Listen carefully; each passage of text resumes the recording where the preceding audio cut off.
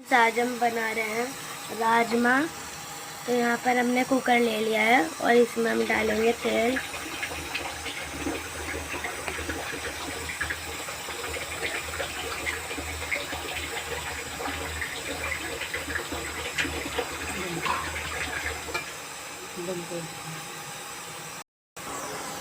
Guys तेल को हम गरम होने देंगे। और यहाँ पर हमने देखो कुछ मसाले पीस लिए हैं, जैसे प्याज, टमाटर, हरी मिर्च, अदरक, लहसुन। इन सब को हमने एक जगह डालकर मिक्सर में इसमें डालकर हमने अच्छे से मिक्सर जार में पीस लिए हैं।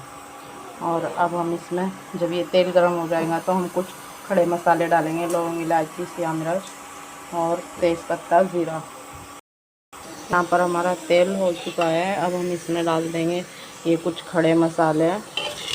और जैसे ही ये भी हो चुके हैं, अब हम इसमें डाल देंगे अदरक लहसुन का पेस्ट।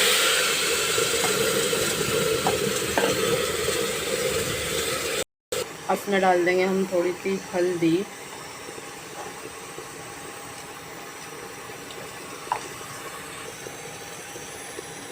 थोड़ी सी लाल मिर्च।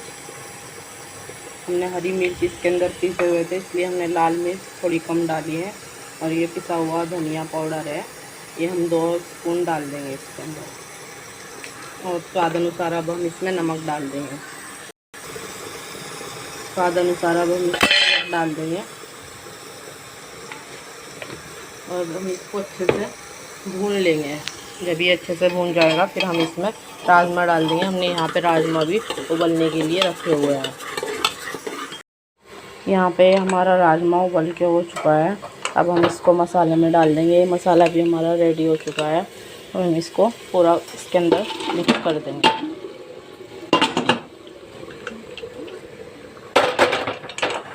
देखिए फ्रेंड्स, ये कितना अच्छा और कितना टेस्टी बनेगा।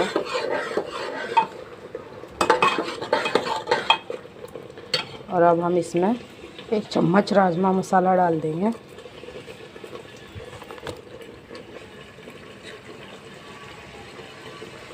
एक चम्मच हम इसके अंदर अब ये हम राजमा मसाला डाल देंगे। और बस अब ये कुछ ही देर में बिल्कुल तैयार हो जाएगा।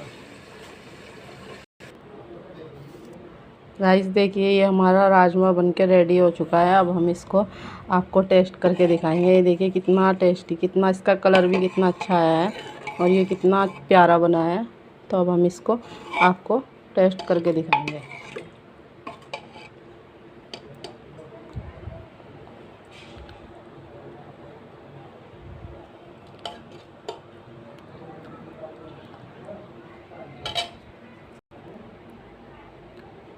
देखिए गाइस, ये बिल्कुल रेडी हो चुका है और ये बहुत, इसका कलर भी देखो कितना प्यारा आया है।